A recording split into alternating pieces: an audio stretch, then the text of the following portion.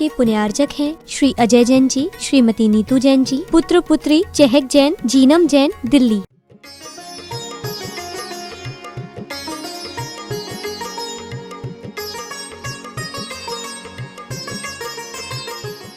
हाँ, देखिए, अभी वर्तमान में चारों तरफ देखा जाता है तो सभी लोग दुखी नजर आते हैं। कोई तन दुखी, कोई मन दुखी और कोई धन दुखी। संसार में सुखी कोई भी प्राणी नहीं है। इसलिए हमारे जो धर्म की चर्चा है, सुख और शांति की चर्चा जहाँ पर है, आगम ग्रंथों में, धर्म ग्रंथों में ऐसा कहा है, अगर सुखी होना चाहते हो तो पाप मत करो। अगर पाप करोगे तुम्हें सुख की प्राप्ति कभी नहीं हो सकती है। देखिए, हमारे धर्म ग्रंथों में जहाँ पर भी देखते हैं ग्रंथों के अंदर, चाहे श्रावकाचार हो चाहे मुनियों के आचार हो। एक दिन मैंने बताया था, सुख की अगर प्राप्ति करना है तो उसको डायरेक्ट मुनि धर्म स्वीकार करना चाहिए। सकल परित्यागी, संपूर्ण परिग्रहों का त्याग करके और मुनि मार्ग अपनावे। मुनि मार्ग ही एक ऐसा है जो परंपरा से मोक्ष की प्राप्ति कराता है या डायरेक्ट मोक्ष की प्राप्ति कराता है, सुख और शांति की प्राप्ति कराता है। सुख और शांति उसके प्रभाव से जीव प्राप्त करता है। इसलिए मुनि धर्म जो है वह श्रेष्ठ धर्म है और उस स्थान पर सभी जीवों को अवश्य आना ही आना है, क्योंकि मार्ग एक है। अगर हमने उसके लिए अनेक प्रकार के मार्ग ढूंढे भी तो वह कुमार्ग हो जाएंगे, सुमार्ग नहीं रहेगा। और सुमार्ग नहीं रहा तो यथास्थान नहीं जा सकता। इसलिए मेरा ये कहना है, अवश्य ही अपना घर बार छोड़ करके, संसार छोड़ करके सुख की प्राप्ति के लिए निकल जाइए। देखिए, जीव दो प्रकार के रहते हैं। हमारे ग्रंथों में उदाहरण दिया है, एक तोते के स्वभाव का जीव और एक कबूतर के स्वभाव का जीव। आप देखेंगे, कबूतर पालन करने वाला जो भी है वह क्या करता है, कबूतर का एक पिंजरा बनाता है अलग अलग खाने का। कबूतर उसमें रहता है, उसी में वो लेटिंग करता है, उसी में वो बाथरूम करता है, कभी वो धुलता नहीं है। नजदीक जाए तो बदबू मारता है, तो भी वो कबूतर पालने वाला अपने हाथ में कबूतर पकड़ करके उसको आकाश में उड़ा देता है। आकाश में उड़ाने पर भी घूम घाम करके वह कबूतर वापस उसी स्थान पर आ जाता है और उसी के स्थान में जाकर के बैठ जाता है। एक तोता होता है जिसको पोपट भी कहा है, वह उसके उच्च विचार रहते हैं, वह बंधन स्वीकार नहीं करता, बंधन में नहीं रहना चाहता। किसी कारणवशात किसके पकड़ में आ गया, वो तोता पालने वाला उसके लिए अच्छा से अच्छा सुंदर पिंजरा बनाता है, चाहे सोने का पिंजरा बना देता है। वो उसमें बंद रहता है, बंद करके रखता है। वो पालन करने वाला अच्छा से अच्छा खाना डालता है, अच्छे से अच्छे फल खिलाता है, तो भी, और उसके पिंजरे को खूब पानी से धो करके साफ सुथरा रखता है, तो भी वो पिंजरे में रहने वाला जो तोता है वो ये सोचता है कि मैं कब निकल करके यहां से भागूं। अगर गलती से भी पिंजरे का दरवाजा खुला रह जाए तो मैं निकल करके भाग जाऊंगा। इसी प्रकार संसारी जीव हैं,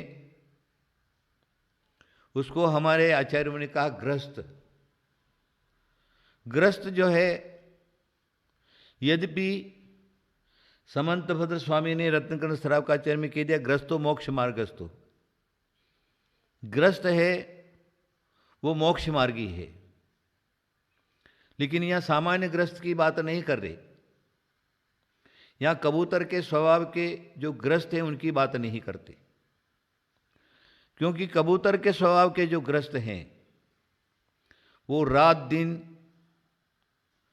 ग्रस्त अवस्था में रहते हैं, धन संपत्ति वैभव कुटुंब परिवार में मस्त रहते, आसक्त रहते, और क्या करते हैं, इतने आसक्त रहते हैं कि उनकी समय उनका कैसे चला जाता है स्वयं पता नहीं चलता, और उनके जीवन में सिर्फ पाप ही पाप रहता है। ग्रस्त जो है वो पापों से परिपूर्ण रहता है, उसकी क्रियाएं, उसकी चर्या, उसका आचरण, वो रात दिन जो क्या है, हिंसा, झूठ, चोरी, कुशील, परिग्रह, पंच पापों से जो है युक्त रहता है, उसको संसार को छोड़ करके और कुछ भी अच्छा नहीं लगता। आचार्यों ने कहा इस प्रकार का जो ग्रस्त है वो मोक्ष मार्गी कभी नहीं बन सकता। जिसने जीवन में सिर्फ पाप ही पाप कमाया है, झूठ के अलावा और कुछ भी नहीं बोला है, चोरी भी किया है, परस्त्री भी किया है, परिग्रह भी खूब इकट्ठा किया है, रात दिन उसी में जो पड़ा हुआ है, इस प्रकार का ग्रस्त मोक्ष मार्गी कैसे बन सकता है? जो पाप करता है उसके लिए नियम से उसको नरक पर्याय या तिरंज पर्याय ही में जाना पड़ता है। ऐसा कहा है, जो ज़्यादा से ज़्यादा ग्रस्त धर्म का पालन करता है और पाप करता है वह जीव नरक में जाता है। नरक के अलावा उसको कोई स्थान नहीं है। जितना जितना पाप उसके सिर पर रहेगा, जितना जितना पाप अपने जीवन में कमाएगा, उतना ही उतना वह नीचे की तरफ चला जाएगा, नीचे की तरफ चला जाएगा। और यहाँ तक लिखा है कि जिसने चक्रवर्ती बन करके पाप कमाया है तो 7वें नरक में जाता है। देखिए, चक्रवर्ती जो है वो सामान्य धर्म करने से चक्रवर्ती नहीं बनता। पूर्व भव में जिसने मुनिव्रत धारण किया है, घोर तपस्या किया है, और उसके बाद मुनिव्रत धारण करके घोर तपस्या करता है, संयम का पालन करता है, चारित्र का पालन करता है, उसका एक प्रभाव रहता है। उसके प्रभाव से वह स्वर्गादि में जाकर के देव होता है। चक्रवर्ती हमेशा स्वर्ग से ही आता है, नरक और तिरंज पर्याय से आकर के कोई भी चक्रवर्ती नहीं बनता। हमारे शास्त्रों में उदाहरण है, 12 चक्रवर्ती होते हैं। 12 चक्रवर्तियों में 8 चक्रवर्ती मोक्ष जाते हैं, 2 चक्रवर्ती स्वर्ग में जाते हैं और 2 चक्रवर्ती नरक में जाते हैं। सोचिए आप, चक्रवर्ती बनकर के जिसने 6 खंड का आधिपत्य भोगा है, चक्रवर्ती का वैभव कोई सामान्य बात नहीं है। 6 खंड का अधिपति होता है, 32,000 मुकुटबोध राजा उसके चरणों में पड़ते। उसके बाद 96,000 रानियां उसको रहती है। उसको खाने के लिए 360 रसोइया उसके लिए भोजन करते, भोजन बनाते और 9 निधि और 14 रत्नों का मालिक रहता है।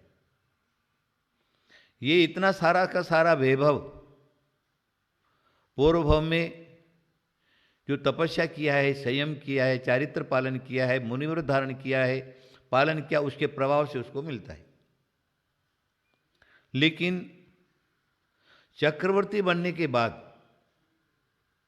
अगर वो धर्म की तरफ नहीं जाता है, चारित्र संयम की तरफ नहीं जाता है, मोक्ष प्राप्ति का लक्ष्य नहीं रहता है, तो आचार्य कहते हैं पूर्व किया हुआ जो पाप है वो धीरे धीरे धीरे पूरा का पूरा नष्ट हो जाता है। ये नियम से इसे कहा है, राज संपदा वैभव को भोगते भोगते अगर मरते हैं तो नियम से नरक में चले जाते। 2 चक्रवर्ती नरक में गए ऐसा हमारा आगम है, ब्रह्मदत्त और शुभम चक्रवर्ती।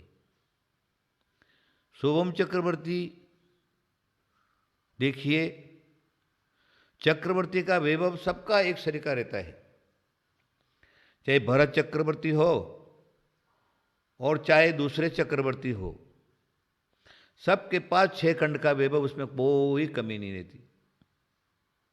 लेकिन एक चक्रवर्ती मोक्ष चला जाता है, एक चक्रवर्ती स्वर्ग में चला जाता है और एक चक्रवर्ती नरक में जाता है,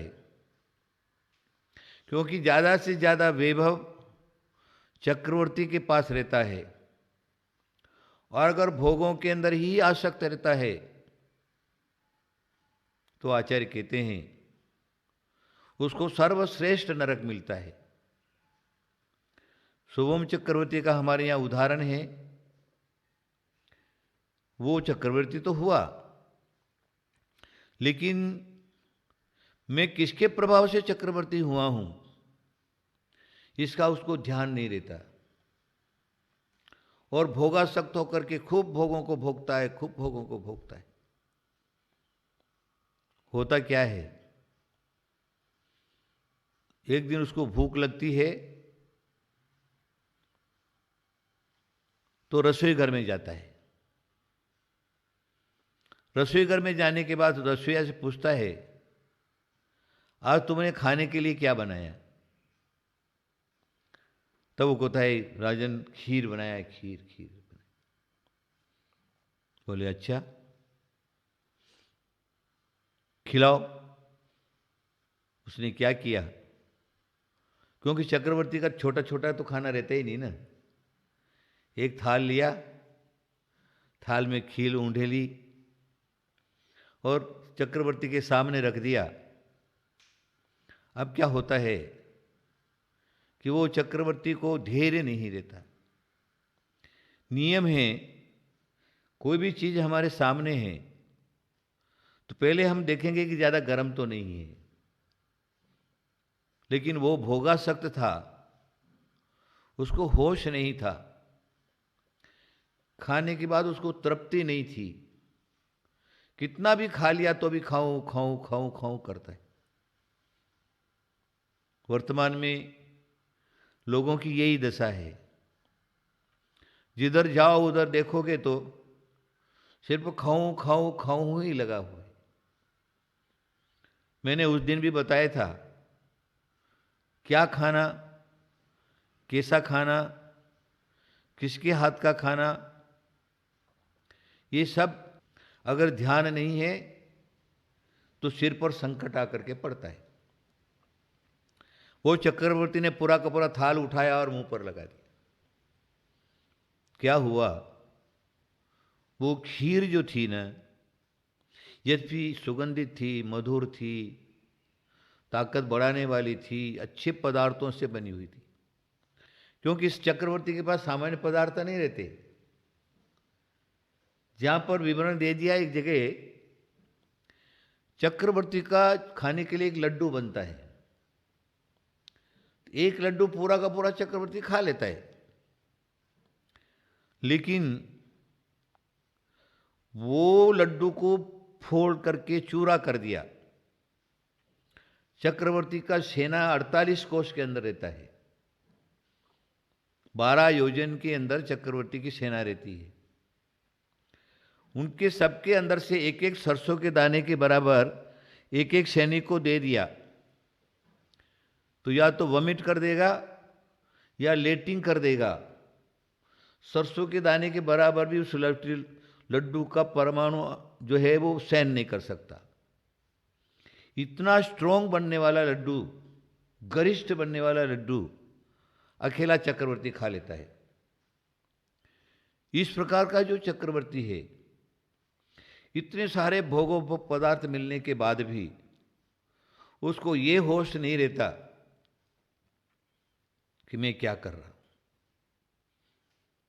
थाल लगाया मुंह पर, उबलती हुई खीर थी। आप देखिए, जैसे मुंह पर थाल लगाया और खीर मुंह में गई, मुंह जल गया उसका। उसने थाल नीचे पटका, सोचा कि अरे ये रसोई ने मेरे को गरम गरम खीर क्यों परोसी। गुस्सा आया। वो जो खीर, गरम गरम खीर का जो हंडा था, वो पूरा का पूरा उस रसोई के ऊपर उंडेल दिया। अब आप ये सोचिए, दोष किसका, परोसने वाले का दोष कि खाने वाले का दोष।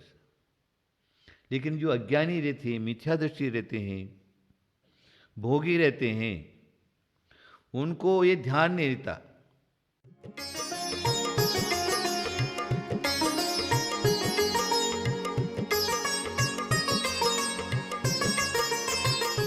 इस कार्यक्रम के पुण्यार्जक थे श्री अजय जैन जी, श्रीमती नीतू जैन जी, पुत्र पुत्री चहक जैन, जीनम